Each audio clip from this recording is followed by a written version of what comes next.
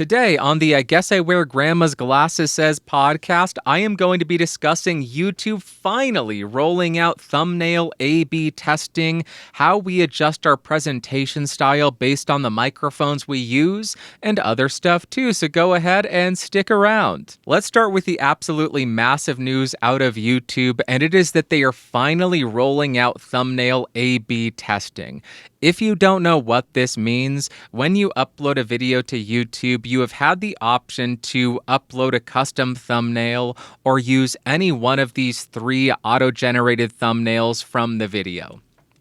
Now, they are going to allow you to upload up to 3 custom thumbnails, and then they will run a test over a couple of weeks and show people these different thumbnails, and then depending on which of those thumbnails leads to the highest watch time, that will be declared the winner and set as the thumbnail for that video.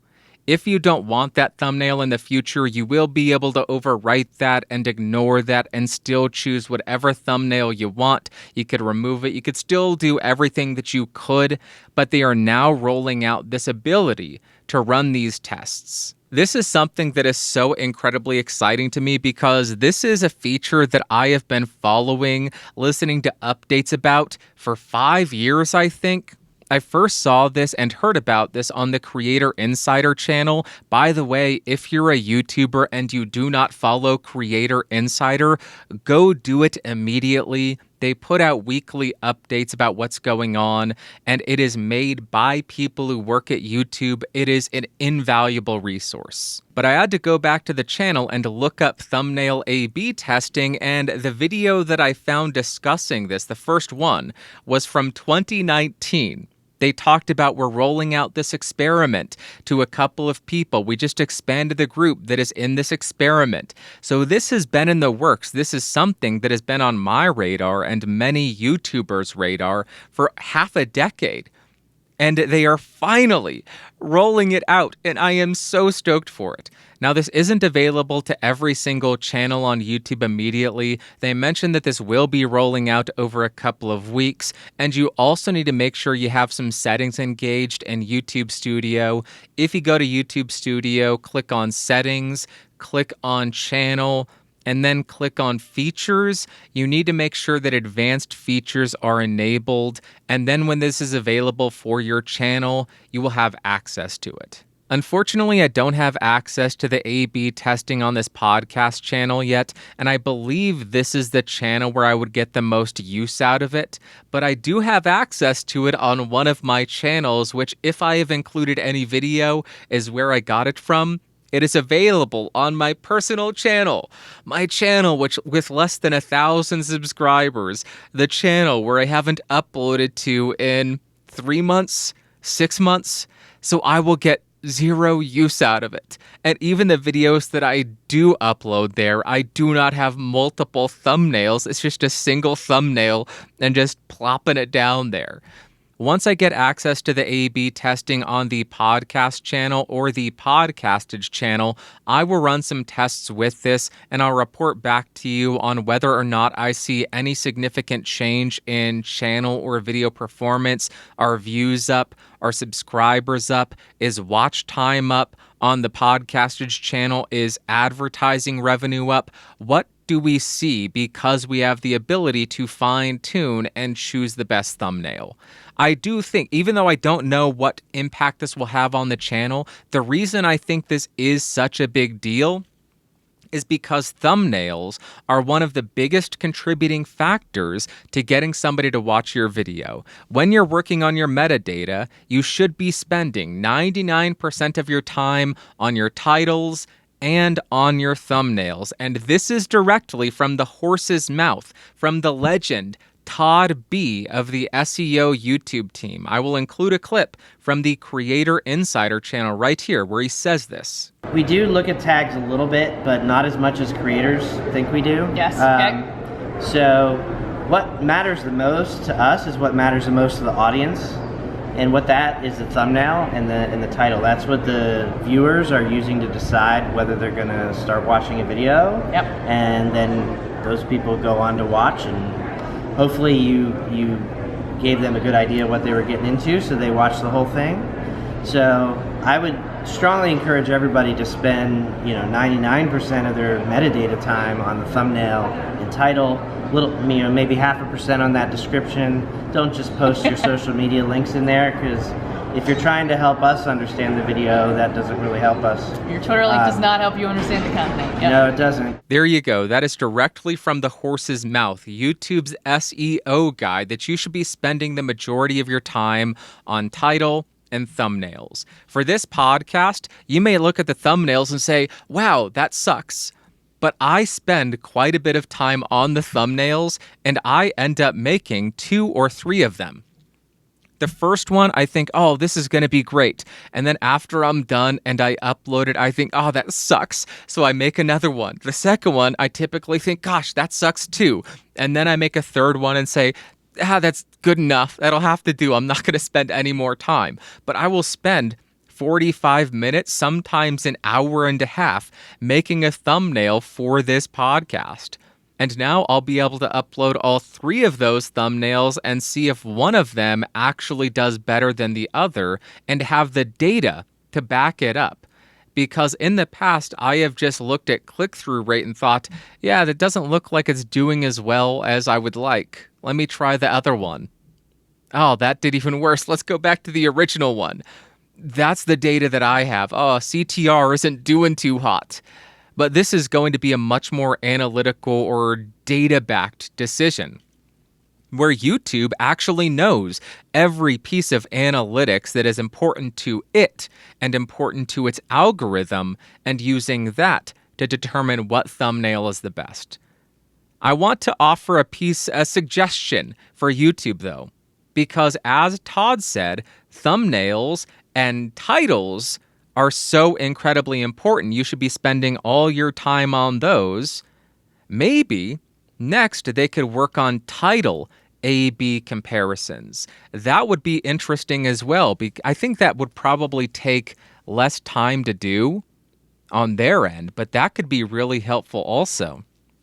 Especially on a long-form podcast like this, where I cover so many different topics, or on my microphone reviews where I could A/B test. Here's the very sterile scientific description of the video, which is what I've done for a decade or 9 years.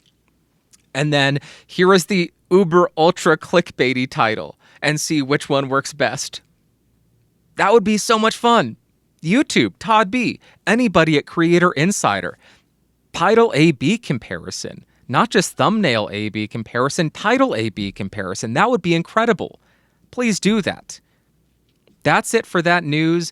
I will link the Creator Insider video where they announced this. I will also link the old Creator Insider video that I found from 2019. And I have to say, I miss Tom. Tom was amazing. He's the guy who launched Creator Insider. And anybody who's been watching Creator Insider from day one, like me, you love Tom and you miss him. He was our original friend, just like Tom on MySpace was back in 2004, 2005. All right, that is it for that news. Let us jump to what I've been saying. Anybody who isn't familiar with this show is going to think, did he just have a stroke? Maybe. What I have been testing, I am on the Behringer D2 Podcast Pro, a $130 broadcast-looking dynamic microphone from Behringer. It is XLR and USB. I am using it over XLR into the Heritage Audio i73 Pro 2. Disclosures. I bought the Behringer and I punched a boom arm. I bought the Behringer with my own money. The Heritage interface is on loan. And last night, I was in my voice chat in Podcastage, because I do that every single week. For the first half of it, I was using this microphone over USB. Got no complaints. People said, hey, what microphone are you on? I pointed it out. They said, oh, cool. Then halfway through the voice call, I switched over the XLR into the Heritage Audio.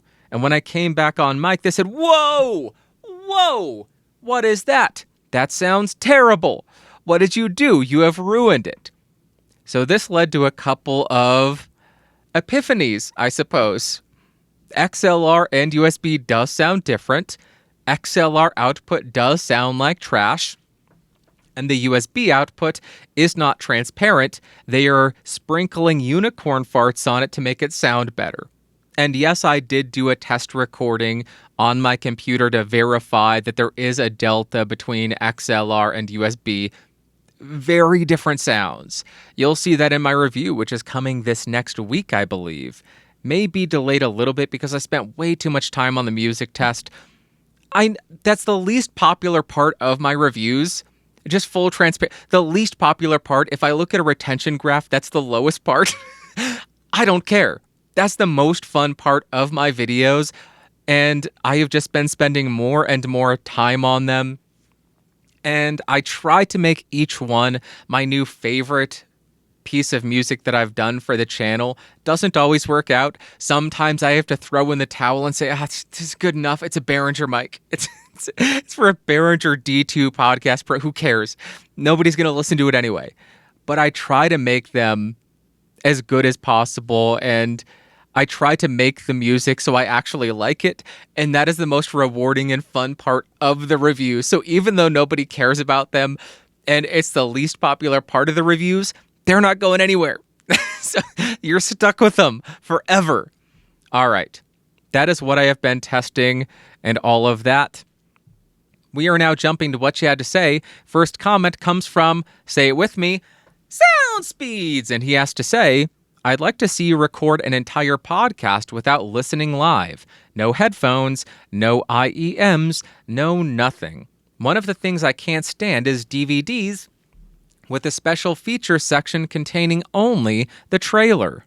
Alan, thank you very much for the comment. Because you got 6 upvotes on that comment, I am obliging. This entire podcast recording, I have not been live monitoring. I do not have headphones on. I do not have IEMs.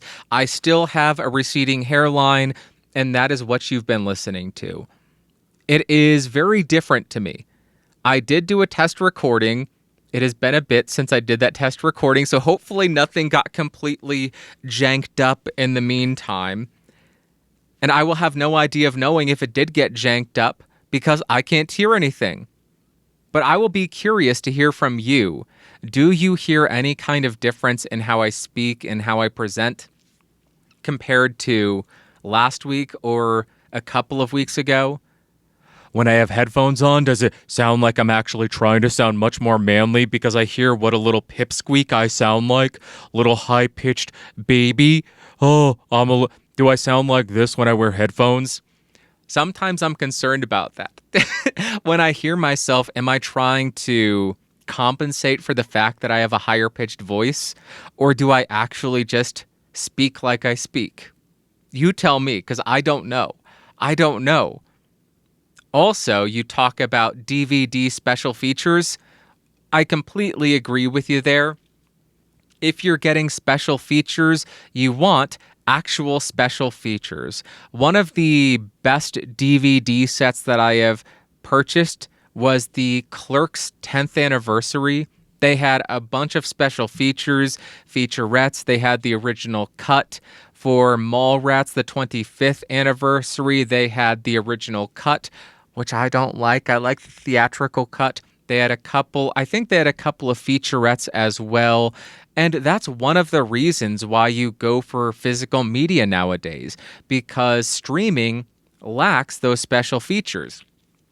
On Apple TV or whatever, Apple Movies, they have started to roll out some special features. So if you buy a movie, you have access to those special features. But still, one of the primary reasons to go physical media is you actually own it. They won't lose the license to it, so you won't lose access to something you bought, aka indefinitely rented until they lose the streaming license, and you get access to those special features.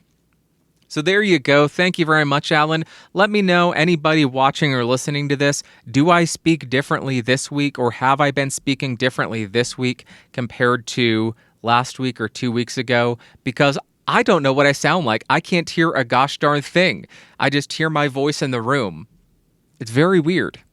All right, next we have a comment from VG Screens, and they say, Regarding headphones psychologically altering performance, I'm the same but with mics. I often catch myself delivering differently depending on handheld, stand, lav, boom, acoustic. It's not just altering performance to logically optimize the available mic/space. It's like my brain starts trying to switch into different modes. I'm a crazy person, aren't I? Lol. Water break.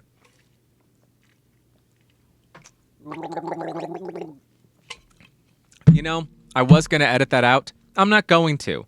I'm going to be one of those super annoying Twitch streamers. Hey, remember to hydrate. Everybody, it's hydration time. Take a sip of water. Why is that such a popular thing to do?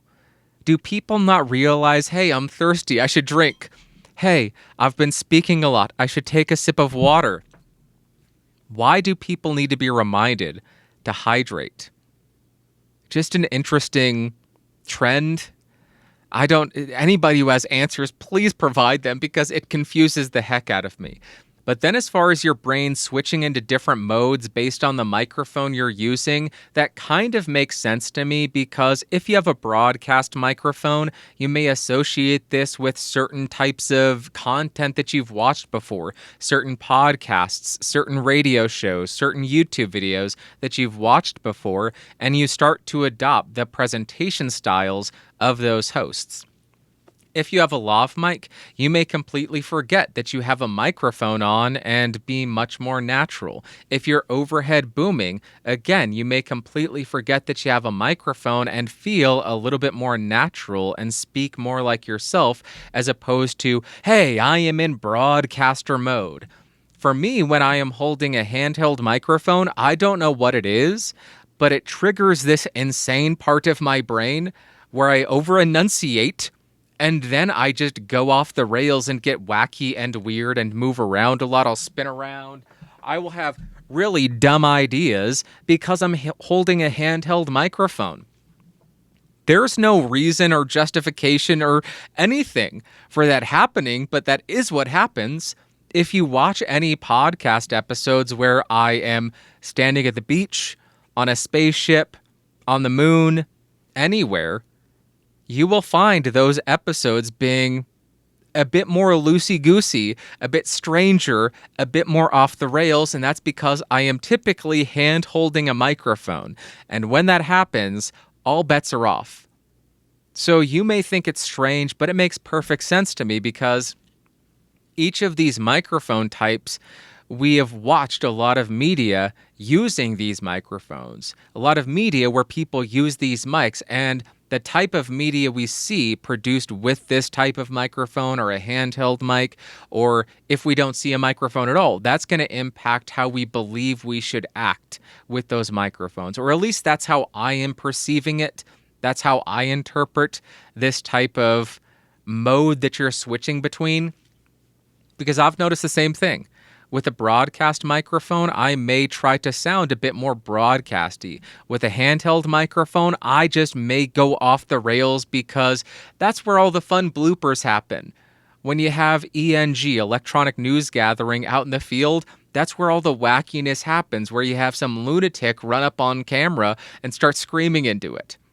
I'm the lunatic, and I am holding the microphone. And then with lav mics or with shotgun mics or overhead mics, you just feel a bit more natural. I've had SoundSpeeds comment on that exact thing. He said, look, when you have the microphone out of frame and you're not blocking yourself, you move around so much more and you just seem much more natural. So all of these things will impact how you present, how you act with each of the different microphone types. So you may think you're weird, but it makes perfect sense to me. Next, we have a comment from EU_DHD. They say, regarding low-effort content mic reviews, luckily there's someone who has already done these tests so that I can get my AI voice to simply repeat what that person said without testing the mic myself. You're simply not thinking scummy enough.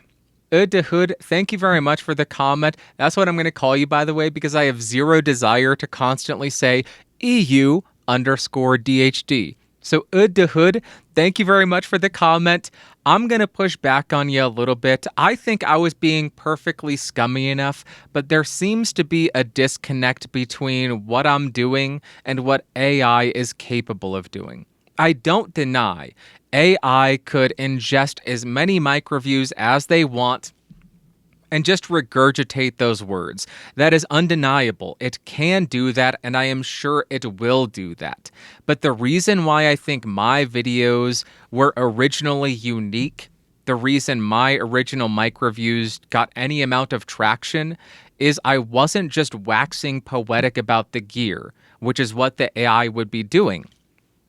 I was using the microphone that I'm reviewing for the entire review.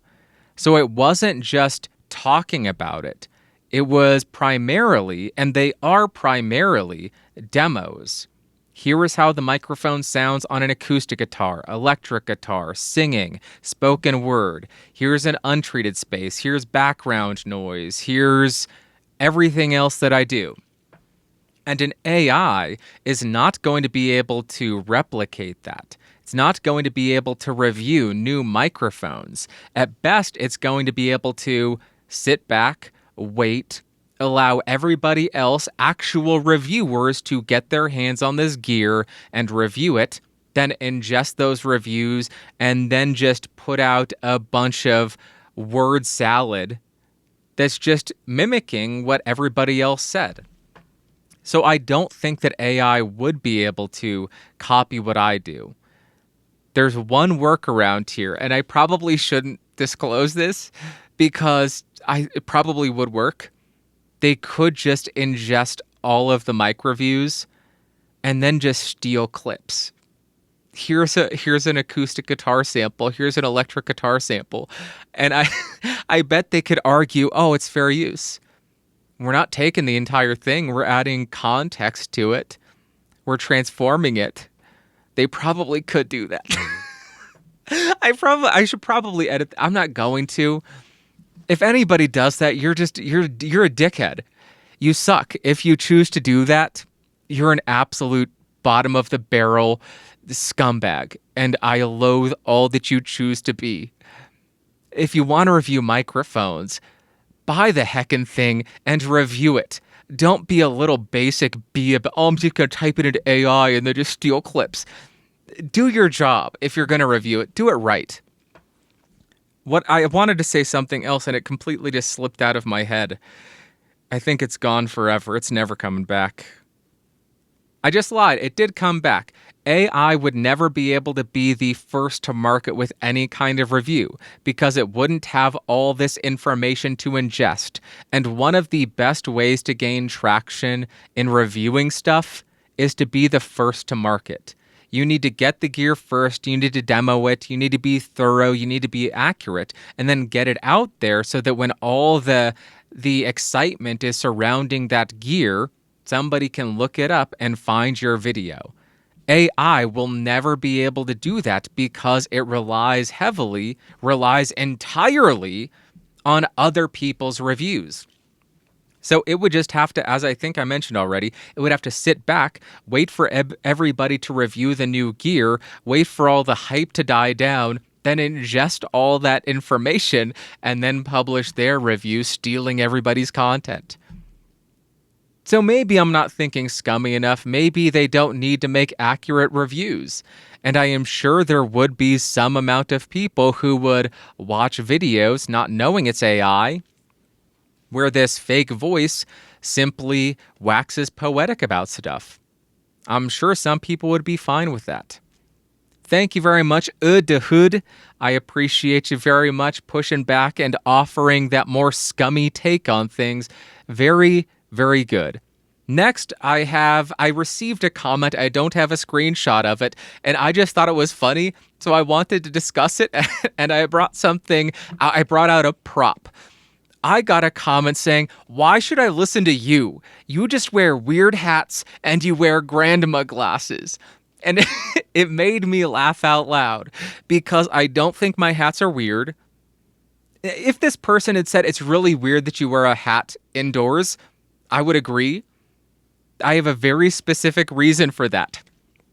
One, I don't like doing my hair, so I just put this on and I look the same in pretty much every single video. And secondly, it hides how gray I'm going. And thirdly, I've noticed my hairline receding more, so this just covers that up. That's the real reason. Full transparency. Oh, look, he's self-conscious about going bald. It happens. It happens. The second thing, I never thought I would be discussing fashion, because we all know that I am a fashion icon. I am the Austin Powers of the 2020s. People just look to me for fashion advice and trends and all of that. But I wear glasses called Ray-Ban Clubmasters. They got called grandma glasses. Clubmasters are one of the most popular men's glasses styles of all time. So the fact that they're grandma glasses is just weird. I'm perfectly fine with them being grandma glasses because my grandmas were incredible. If I end up being as awesome as they were when they were in their 80s and 90s, rock and roll, heck, at my age, if I'm half as cool as they were, then that rules. So I take that as a compliment. But the prop that I brought out, it just made me think of bad glasses. And classic glasses that do not work for me. So I wear the Clubmasters. I've been wearing these for 15 years. Before that, I've always kind of been obsessed with the 80s. And in the 80s, the Wayfarers were very popular. They're still very popular. And I have crappy eyes, so I need prescription glasses. So I got Wayfarers with prescription lenses on. Let me go ahead and turn around and put these on. And they look absolutely ridiculous. I look stupid. And at my job, I was wearing these when I started the job, and my ID badge has these on my face. I was wearing these when I got my ID badge taken. And it's on the company intranet. And I have received multiple comments from people saying, with those glasses, you look exactly like a mob bookkeeper. You belong in some kind of mafia movie, keeping their books, cooking their books. And it's fitting because I keep the books. I work in accounting, essentially. I've talked about what I do. I put numbers in Excel all day, so it's kind of fitting. But this is what I used to wear, and it just looks ridiculous. The lenses don't do me any favors because it just makes me look like I got punched in the eye. I don't know why it does that. These are just not frames for me. So that is the prop, and I'm on Clubmasters. I did actually, I didn't do this because of the comment. It's just a perfect timing kind of thing. I did just get my eyes examined, and I got a prescription, which didn't change. So I ordered some new glasses. I got another pair of Clubmasters because they're the classics, and I lost a pair. How does somebody lose prescription glasses? They lose them in a windstorm. True story. And then I figured, hey, I'll get different sunglasses. I got new Wayfarers, which are a different shape, and then I don't know what the other model is, but clear frames. It's gonna be wild. I have not changed frames in over a decade, I don't think. So something to look forward to. All right, this is fashion icon Bandrew signing off. Now let's jump to the value for value section because, yes, this is a V for V podcast and grandma glasses are not cheap, so I appreciate everybody who supports this channel. If you don't know what value for value means, that just means I don't put ads on this show. I do not put it behind a paywall. I just throw the shows out there free of charge. You can watch them, you can listen to them, you can enjoy them, and you get to decide how much value you got out of them. You put a dollar amount on that, and if you're able, you just return that value to me if you want. We have a couple of super thanks this week. First up, we have $5 from Mike Bauer. He says, I was indeed joking about your taste in country music and was actually referring to your comment that AI-generated music might struggle to be popular because it just reiterates upon existing ideas, which makes me chuckle as I sat listening on the couch with my trusty dreadnought in hand. Billy Strings is an especially fun recommendation for those who like guitar, and a small thank you for all that you do. Mike, thank you very much for the clarification on your joke. I am also super glad that you also appreciate some Billy Strings. He is one of the best flat-picking guitarists around right now, just an absolute monster. And thank you very much for the 5 USD. It really does help keep this show up and running. Next, we have €50 from TechMed Rainer Richter. He says, Danke. This is an AI-created contribution to your channel, Bandrew. The AI user does not take on any responsibility for this contribution. But shouldn't we just trust AI without hesitation? I'll ask ChatGPT and Gemini if we can trust AI. They should know, shouldn't they? Raina, thank you very much for the €50, and thank you very much for that amazing AI-generated content. I particularly enjoyed the misspelling of my name. I don't know if this was just a goof or a gaffe, or if this was actually generated by AI, but if it was generated by AI and it spelled my name Bandrew, like Barbara Ann, kind of like that Beach Boys song, which is exactly what went into my head when I read that comment, then that is gold. Just love it. And now I kind of want to make a cover of Barbara Ann by the Beach Boys, but with Barbara Andrew. That's so hard to say. Give that a shot. That is really hard to say. Barbara Andrew. Barbara Andrew. Barbara Andrew. Barbara Andrew. I don't even have to worry about getting copyright striked because there are no ads on this, so I wouldn't be losing anything. All right. Thank you very much for Raina. I appreciate you. Next, we have 7 Canadian from Greg LG. He says, Happy Father's Day. Greg, thank you very much for the $7 Canadian, and I concur. I agree. Happy Father's Day to all of the dads out there. Thank you to my dad for being such a great dad. Hi, Dad. Thank you. You rock. You are a great dad. You are the best dad. And happy Father's Day to all the other dads out there. I hope you get to spend some time with the family. I hope you get to talk to your kids, have some fun with them, play some board games, have a meal, do whatever y'all enjoy, and just have a great day. Thanks for being a dad. That sounded so that sounded so insincere. Next, we have a 100 USD super thanks from Dylan Beamer. He says, Hey, Bandrew, until this week, I hadn't listened to the podcast since November when my wife tragically passed away in a car accident. I didn't intentionally take a break from listening, but my routine just got thrown out the window.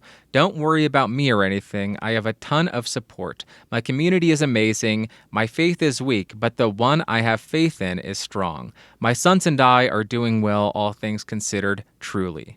Anyway, I just binge-watched most of the episodes I missed. I mentally can't listen to the ones from November, unfortunately. It was therapeutic for me to catch up on the episodes I missed, as I have been in reaction mode for such a long time, and you challenged me to think towards the future and to make proactive decisions, so thank you for that. I have several thoughts and questions based on my listening. First, I would like to push back on something you said some episodes ago about happiness, so prepare for a battle of wordsticuffs. You said something to the effect of making happiness a goal. I don't think that actually works. Have you ever read Viktor Frankl's book, Man's Search for Meaning? He talks about how fleeting happiness is and that it can only be experienced as a byproduct of finding meaning. I have experienced this in my own life. If I am looking forward to being with friends because they will make me happy, I usually end up disappointed somehow because I was focused on myself. However, if I look forward to being with friends because I can be a good friend to them and show them how much I care about them, I end up being much happier and more satisfied because I did something meaningful. What say you, parasocial friend? Second, have you heard of the tabletop RPG Deadlands, which uses the Savage World system? It is more pared-down system than D&D, which is great for a big dum-dum like me to be able to GM. Anyway, it is set in the weird Wild West, an alternative 1800s timeline with all sorts of creatures that go bump in the night. It has the potential to have some pretty spooky campaigns. I did a one-off for my buddy's bachelor party set around Wendigos. I used AI to help me generate some journal entries of a couple that got lost in the woods and succumbed to the temptation to consume one of their party members, subsequently becoming Wendigos. The AI kept reporting the content because, cannibalism. How do you feel about using AI for just fun for creative outlets such as this? What if someone used it to help generate a more substantial creative work that they plan to sell? How could that work? Third, now that you're watching Buffy, I thought to ask, have you watched Supernatural? 15 seasons is a big commitment, but I think it's worth it. In my opinion, the lack of a consistent romance plotline really allows the story to shine in a unique and refreshing way. Fourth, I wanted to share with you this bizarre habit of my two older sons to refer to people as humans out in public. For example, we will go to a park and one of them will loudly proclaim, "There are 3 humans here." This has led me to conclude that my sons are actually intelligent extraterrestrial life forms, much like yourself. I haven't asked them if they come from the same planet as you or not yet, but I wanted you to know that you are not alone here, so please take solace in that. One final question. I need you to definitively decide once and for all, how big in feet is Bigfoot's foot if Bigfoot has a foot several feet big? I had considered doing a small super thanks on each episode to be absurd and annoying, but I didn't want to make more work for you as a joke. Thanks, Bandrew. Dylan, thank you very much for the comment. I am so sorry to hear about your wife, and I know this doesn't offer any comfort, but my condolences. I am really glad to hear that you have a solid support system around you, that you still have faith, because that can be really helpful in difficult times like this. And also that you and your sons are doing as well as you can in such a difficult time, all things considered. So I'm very sorry to hear that, but I am glad to hear that you're doing as well as you can. On to the questions. Question 1 I have written down as meaning over happiness. If you go out seeking happiness, you are less likely to find it, but if instead you go out seeking meaning and or purpose, then happiness will find you, and it will be a byproduct of serving others, of finding meaning, and of finding purpose. I agree with that statement completely. I do not disagree with you at all, and I really don't remember talking about or advocating that people go out seeking happiness directly. It's possible that I did because I do a lot of talking. I'm just yapping nonstop, and I say a lot of dumb things. But last episode, I do remember responding to Liberty Dude who said, "May you end each day smiling," and I said, "That's a good thing to strive for. I think we should all strive to end each day smiling." And I think ending each day smiling is different from going out and seeking happiness. Because the times that I have felt the happiest is not when I sought out happiness. It was just pure contentment. This may sound very depressing, but the first moment this sounds really depressing. The first moment that I felt truly content was just a couple of years ago. That's so bad. That sounds so sad. But I was just walking in the middle of summer. I had some pop punk on. It was bright. It was sweaty. I was sweaty. And there were clouds rolling in over the mountains. And I just looked at it. And I just got this dumb grin on my face. It wasn't some euphoric moment or anything. It was just, I am content. And it's one of the best feelings ever, just being purely content, not wanting for anything, not longing for anything, not looking at others saying, why do they have that and I don't? Not thinking, what can I do to get this euphoric high of happiness? Just existing. I feel that also when I spend time with my family. I don't spend time with them because I'm seeking out happiness. I do it because I love my family and I want to spend time with them. When I talk to them on the phone, I have the best time. I don't do that because I want to feel happy. I do it because it's my family and I'm going to talk to them. And then the happiness is a byproduct of that. I also found that when I didn't have purpose or meaning, those were the darkest moments of my life. Back in 2013, 14, 15, I didn't have any real creative outlet. All I was doing was working my day job, drinking beers, and then watching TV and movies and consuming. There was no creative outlet.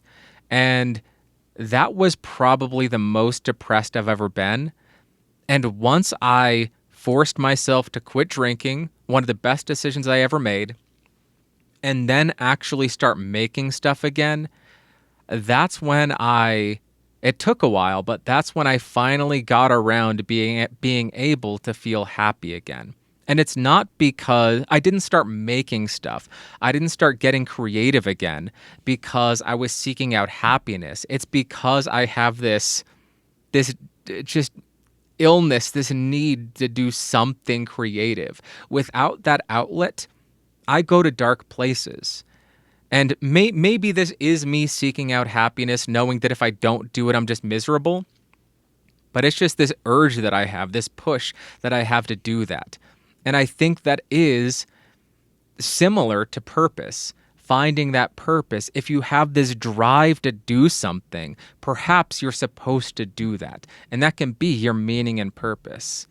And I know this may sound very hoity-toity, very pretentious, very woo-woo, but through forcing myself to redevelop those creative outlets, that's what led to me starting a YouTube channel again and uploading videos. And I know my videos don't have a massive impact on the world, but it helps a couple of people. And that's what really makes me happy to do it. That's what brings me joy. Do I want to make YouTube videos all the time? No. There are many days where I have zero desire to sit in front of a camera and yap. Sometimes I just want to sit on my butt and watch TV. But I force myself to sit in front of the camera and make the videos because I know it does help a couple of people. Not majorly, it's not changing lives or anything. It's helping people make a more informed purchasing decision. It's not changing lives. But that gave my life purpose. That gave my life meaning. And prior to that meaning, prior to that purpose, I know there's a long response to this, but prior to finding that meaning and purpose, I was miserable. I didn't seek out that meaning and purpose for happiness, but finding it led to happiness. It led, more importantly, not to happiness, but to contentment. And I think that's the biggest lesson that I've learned over the last 10 years. It's not to seek out these euphoric highs. It's not to be rich, not to be famous, not to want the latest, greatest, nicest thing. It's just to be content with what you have, where you are, what's going on around you. I know this is super cliche and cringe to say, but find joy in the little things in life. There are multiple times where I'm sitting on my couch at 6 a.m, sipping a cup of coffee, reading a book, watching the sunrise, and I just get a stupid grin on my face, and I actually say this out loud, it shouldn't be this good. And it's not this overwhelming euphoric high. I wasn't seeking out happiness. It's just that pure contentment. A good cup of coffee, a book, and watching the sunrise. That's not an extravagance. It's a very simple thing. But there's joy in that if you let there be. And if you find your purpose and meaning as well, then that's a hat trick or a double header or something. I don't know. Sports metaphors. I agree, essentially. That long diatribe of a response, yes, I agree. Question 2 is, what are my thoughts on using AI for personal creative works? Maybe I'm being a bit pretentious here, but I think that kind of takes the fun out of it. For some people who view creative endeavors solely as a business thing, more power to you. Do whatever makes you money. Do whatever makes your job easier. But for me, the entire reason why I engage in creative endeavors, why I do creative things, is because I feel this need to do them. because I have to get these ideas out of my head or I will lose my damn mind. That's why I'm doing them. And if I offload that work, if I offload the creativity to some algorithm, that just removes the purpose for me. I think it's fine to use AI to offload certain parts of it. Maybe use it to generate the thumbnail, the background for a thumbnail. Use it to create some sound effects that you don't have. If you messed up a line, go ahead and use it to adjust the line so you don't have to set up all your gear and re-record it. Use AI to process some noise out if you were going to trash the recording anyway. I think there are a lot of ways to use AI tools in the creative process. But I don't think I could ever offload the actual creative aspect to AI, because the entire reason I do creative things is because I feel the need to be creative. So if I am using AI to do the creative things, I see no purpose in then being creative. If that makes any sense. I don't know. But if you're doing it as a business and you don't have that need to be creative, if that's not the drive to do the creative thing, then more power to you. But maybe I'm just a purist. Maybe I'm just a pretentious purist. I make music so I don't lose my mind. That's why I play guitar, because I feel this drive and need to do it. And if I don't do it, I'm going to put my face through a plate glass window. I hope that answered the question. Question 3, have I seen Supernatural? I have not. But my very good, very old friends, Jason and Sarah. Hi, Jason and Sarah, if you're watching or listening to this. Miss you, love you guys. Maybe I'll see you soon. They used to watch this show religiously, no pun intended, and the entire time they watched it, I think this was airing around the same time as The Walking Dead, and they would watch this and try to get me to come over and watch it, and I never did, but it's similar to Buffy. They said, this is right up your alley, you need to watch this because you would love it. This is a show you need to see.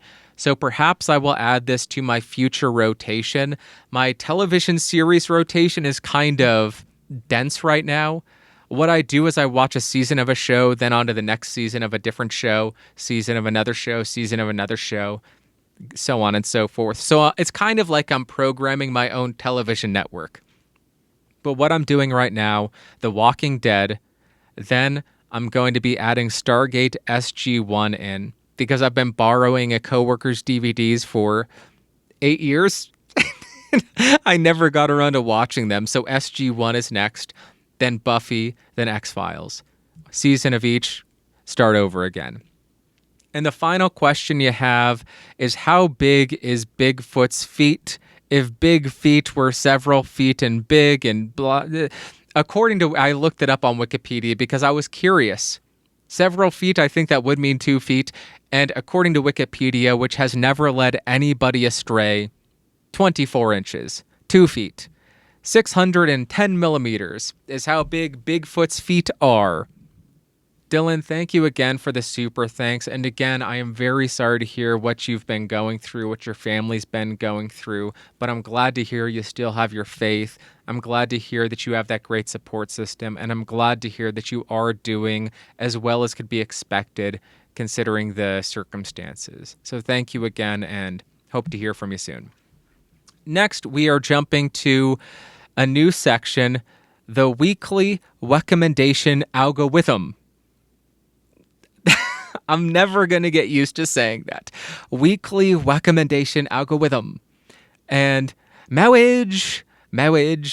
The recommendation this week is The Hobbit.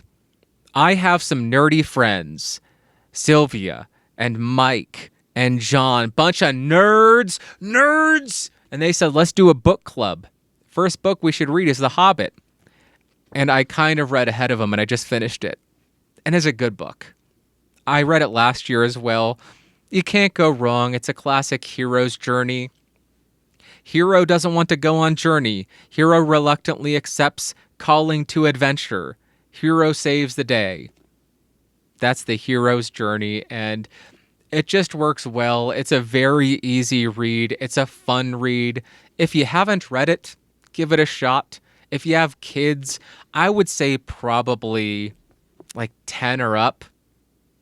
Probably a good book for them. If you have a kid younger than that, maybe some of it is a bit scary, but could be interesting to read it to them. I'm not sure. I know Sylvia's reading it to her kid. All right, that's my recommendation of the week, and we do have an announcement.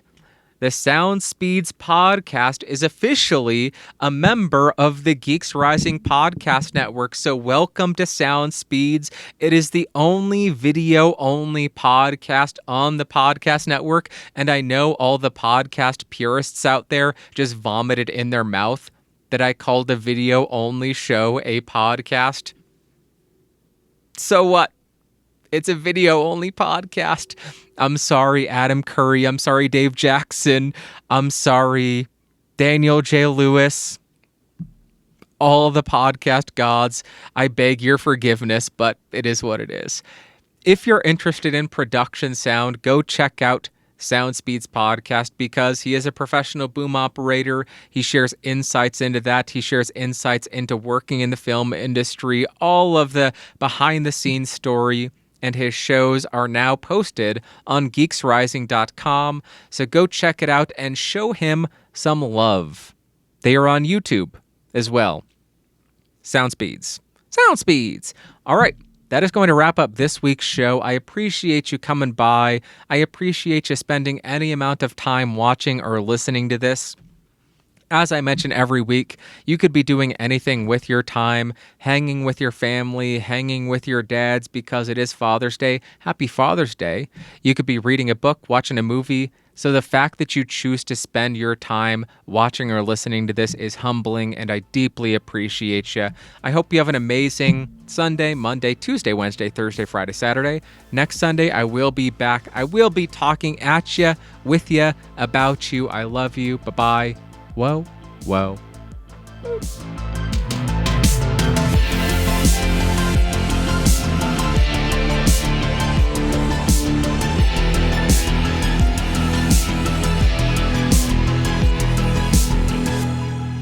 This has been a Geeks Rising production. Your executive producer is Bandrew Scott. For more information, head over to www.geeksrising.com.